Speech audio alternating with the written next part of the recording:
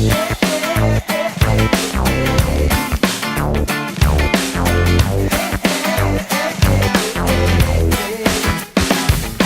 this is Paul Hitchcock with the estate and asset protection planning firm BarthCalderon.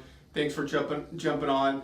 And this is a hot topic we're going to talk about. It's something that business owners rarely think about. So if you're in partnership with somebody else, you own a business together, whatever it is, whether it's rental real estate, an online business, whatever, you are exposed to the personal liabilities of your business partner, and your business can get attacked, and no business owner ever thinks about this. So what we're going to do is we're going to walk over and talk to my colleague Brian Chow, who's one of our estate and asset protection experts and attorneys. He's going to break it down for us. So let's go check it out.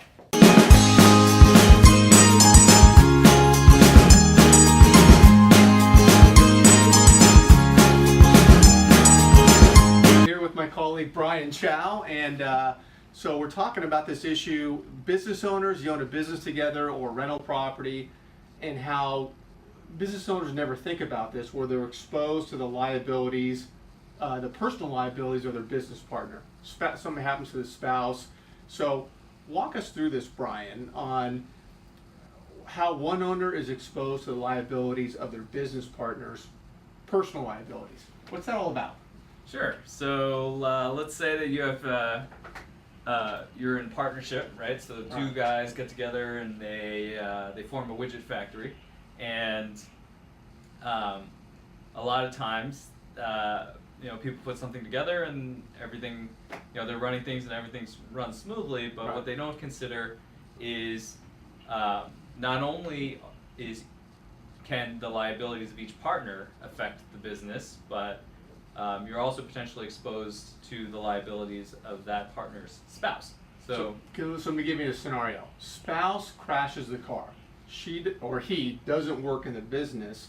What happens in that scenario, potentially? Sure. So let's start with what most people do, right? So most people start by doing nothing. They haven't done any planning beforehand, and so we're here in California, so I'm going to talk specifically about California. So California is a community property state. So what that means is if you don't have a prenuptial agreement or you haven't come to some sort of agreement to the contrary, then when you become married, you essentially become one person. So we have husband and wife. They're two separate people, right? Husband makes money, it's his. Wife makes money, it's hers. Once they get married, they essentially become one person, right? So kind of like Ben Affleck and J-Lo, right? When they got together, they became Benefit, right? So it's one person. That's a horrible name. So once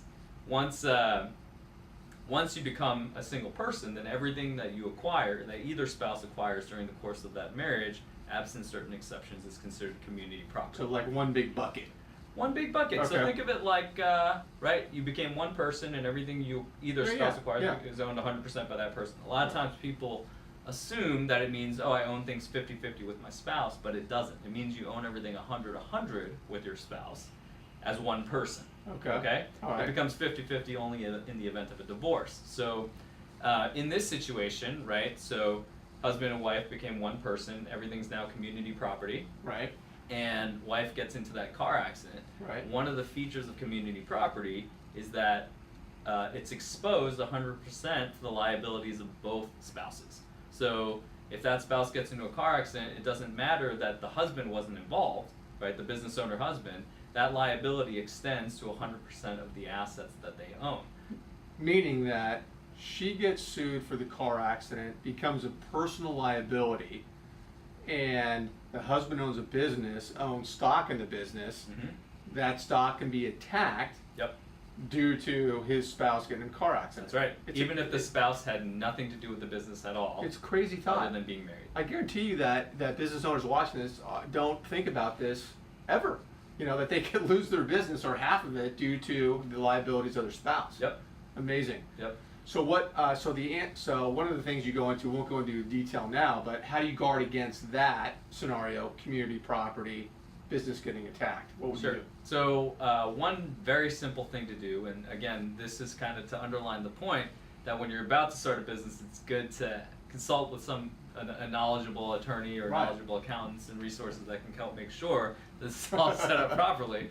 But one thing that's important to consider is the structure of your company, right? Right. So a lot of times when people form entities and businesses, oftentimes a popular choice is a corporation. And Right. corporations are great, and they've been around for a long time, and they do provide some level of asset protection through the form of what's called a corporate veil, right? If Right, you have right. business liabilities, it'll keep those liabilities within the business from attaching to your personal assets. Right. But one of the drawbacks of a corporation is that if you have liability going the other way, right? We have a partner that gets in trouble personally and is getting sued. So an outside liability coming into the business? Right. Yeah. It's easy for the liability, for someone, a partner's personal liability or an owner's personal liability to attach to the stock, right? So in this case, we have business owner who owns an S corp, right? That liability, that creditor can come in and take that business owner's share of the stock, right? Just like if I own 10 shares of Disney and I get sued, somebody gets a judgment against me, my creditor can now take my 10 shares of Disney. Right. They So- can now, right, collect the dividends, they can go to the shareholders meetings, they can exercise all the rights of ownership that I otherwise had because they now own that stock. Yeah, so it doesn't matter that you don't own publicly traded stock. Stock gets attacked all the time.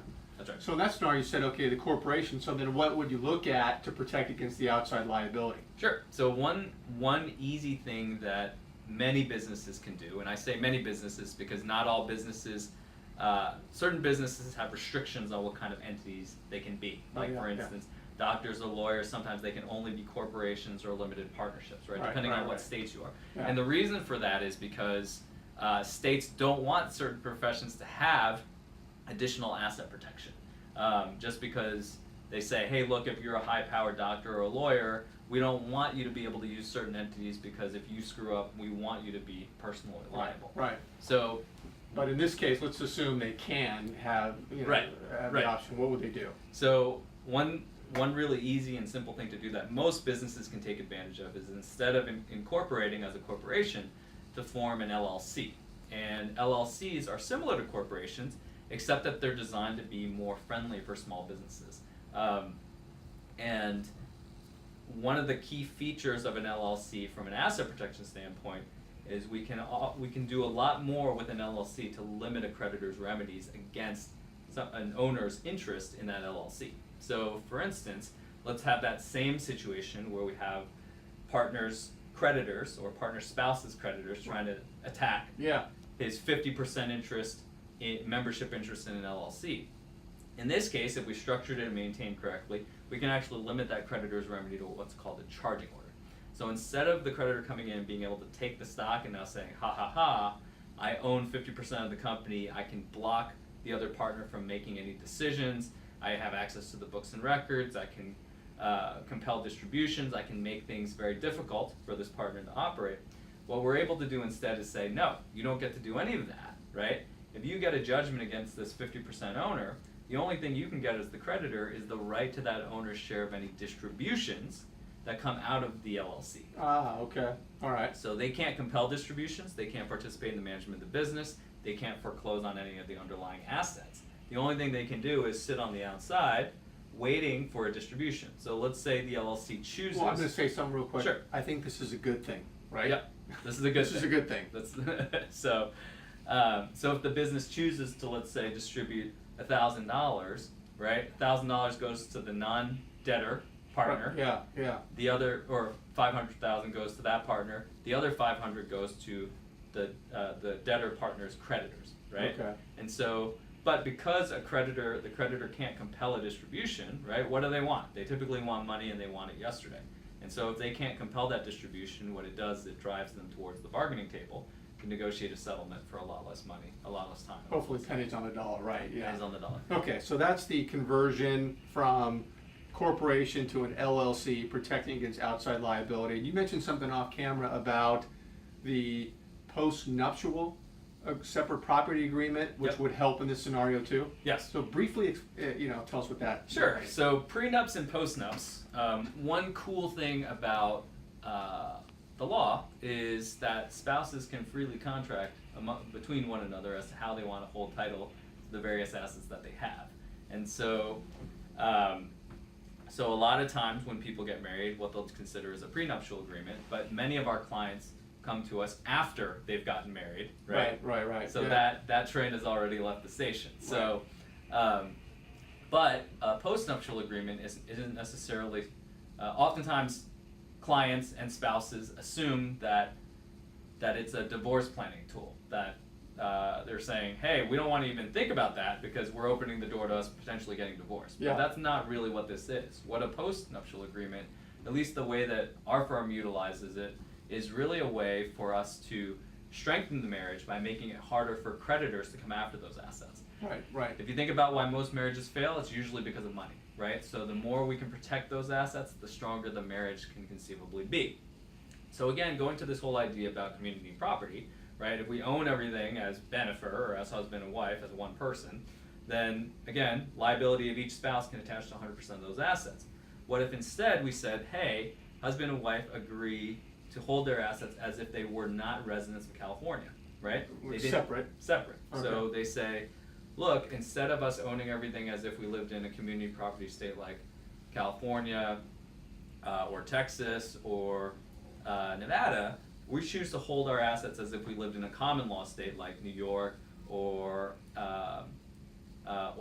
Massachusetts or Georgia, right? Yeah. And so instead of owning everything as 100-100, they instead say, okay, everything that we previously owned as community property, we're going to divide in half. Husband, you're going to own an undivided 50% interest. Wife, you're going to own an undivided 50% interest. Furthermore, all of our future liabilities are going to be our own, right? So if I get into a car accident, that's my liability. If my spouse gets into a car accident, that's her liability. So now if she gets into a car accident, right, it's just her liability, and her liability can only attach to her 50% interest. Huge deal. Right. Huge deal. So in this case, again, we're limiting her ability, or her creditor's ability, to only come after her 50% of the assets. Furthermore, if we have this business interest in that LLC, right, her interest can only attach to that, her 25% interest in the business rather than 50. Got it. Right, and it would still be limited to that charging order protection that we were talking about. So there's a lot of nuance here, as you can tell, and you know, Brian, you could probably go on for another hour on this subject, but the key here, my takeaway, is that if you're in business with somebody else, or partnership, you got to understand how you are exposed to your business partner's liability and how to protect yourself. You think that's a good takeaway? That is a good takeaway. And just briefly, another important way, or cool way that business partners will protect those assets too, is they'll agree, they'll put together a buy-sell agreement. Right. And that's another way that you can kind of build in. You can think of it almost like a succession plan or a estate plan for the business, right? If something unexpected happens to one of the partners, right, they die, they become incapacitated, or they're going through a divorce, or they have creditor issues, it can build in certain provisions whereby the business can buy out their shares at a reduced price as a way to protect the business from the liabilities of each partner, or furthermore, the liabilities of each partner's spouse. Yeah. Great stuff. Yeah. Thanks so much. All right. Thanks everyone for joining, and see you next time.